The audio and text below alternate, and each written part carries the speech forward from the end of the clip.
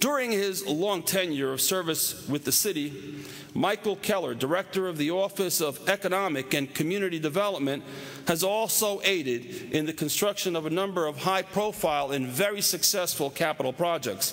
Under his supervision, our waterfront has taken on a new appearance, which has included the construction of new bulkheading and a lighted walkway along Water Street, the installation of brick pavers and lighting along Sadowski Parkway to High Street, the re-nourishment of our beaches, the construction of 2 new fishing piers along Sadowski Parkway, the construction of a new marina facilities building and a northern fishing pier along Front Street, and the much-needed upland improvements along Front Street to add 90 new parking spaces and streetscape.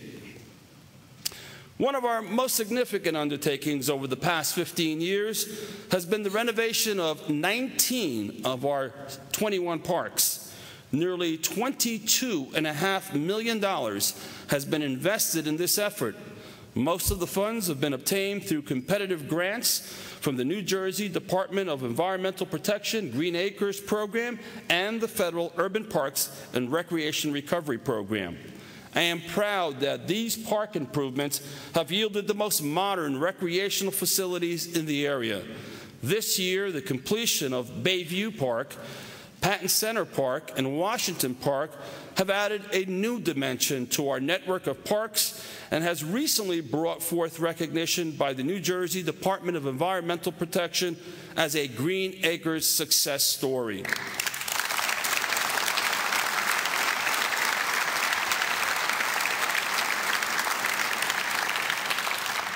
Along the way, we also managed to acquire 13 acres, including Willow Pond, which allowed for the construction of a new youth football, soccer, and Little League baseball field, including a playground.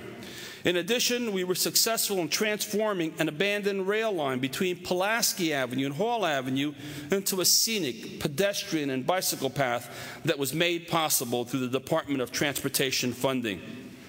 Adding to the changes is the building of the industrial road, now known as Riverview Road, along our South Shore, which stretches from Grant Street to Outer Smith Street.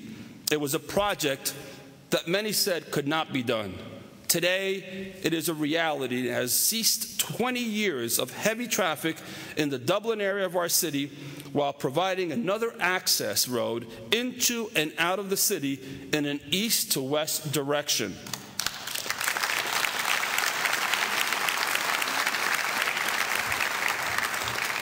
To honor those who have served our country in the military from our city, a new Veterans Memorial was erected on Sadowski Parkway in partnership with local veterans associations.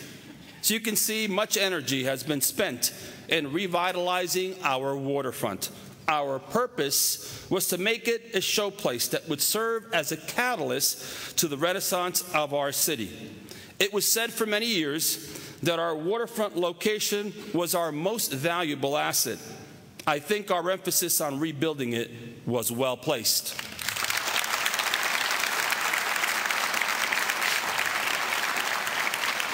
Another area of concern needing our immediate attention was the condition of our aging housing stock, the shortage of affordable housing, and a need to attract new market rate residential construction.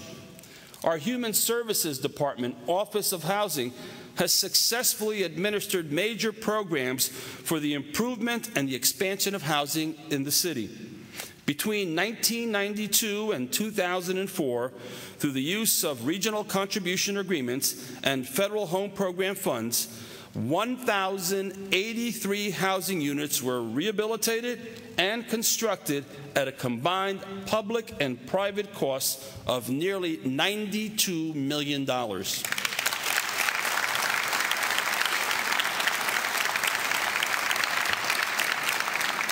Recently, the city has entered into new contracts with 9 communities for the transfer of $20 million in RCA funds, which will assist in the rehabilitation and creation of an additional 567 units of affordable housing. We are currently waiting on the New Jersey Council on Affordable Housing to propose new rules for the implementation of these regional contribution agreements. The King Plaza mixed-use redevelopment project will also provide 249 additional affordable apartments. Its centralized location in our business district will serve an economic benefit to the area and will provide an additional 66,000 square feet of retail and office space, and in addition, over 700 much-needed parking spaces.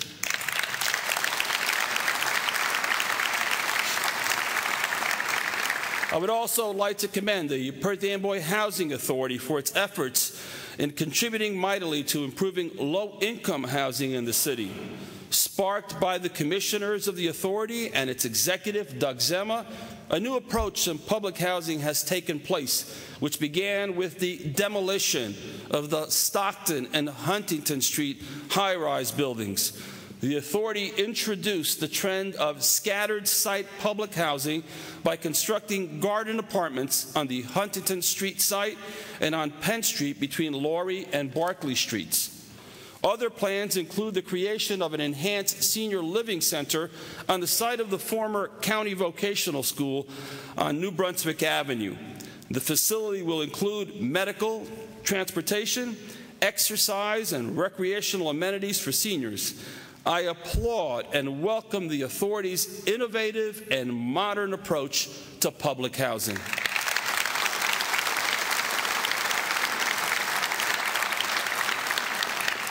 And naturally, also of concern was the aging nature of our public property.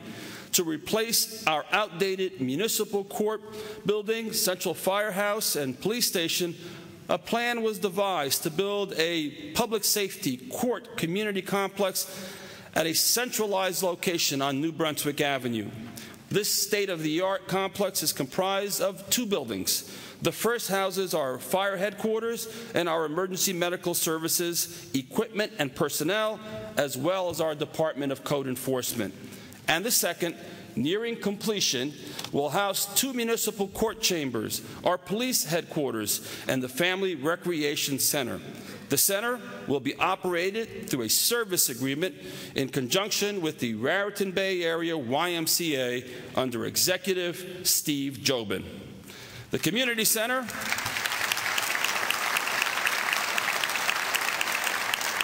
Let me tell you the good stuff. The Community Center will feature competition and recreation swimming pools, 2 indoor basketball courts, an indoor running track, fitness and multi-purpose rooms, locker rooms, and child care facilities.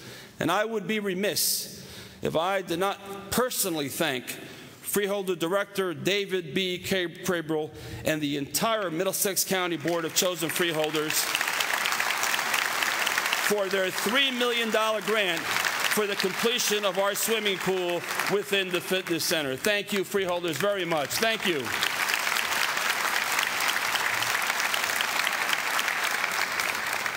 During the 1990s, the Perth Amboy Board of Education developed a school buildings and facilities program to address the antiquated condition of our schools and to provide additional classroom space for our growing school population.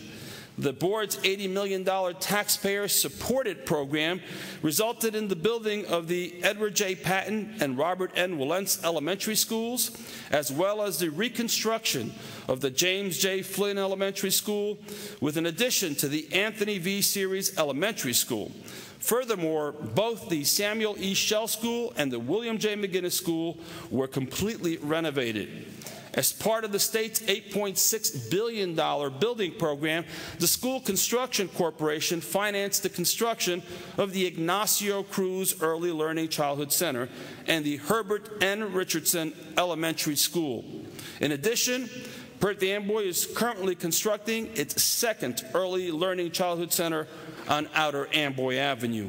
And soon, our future will pride itself on the construction of the much-needed Seaman Street Elementary School and a new Perth Amboy High School.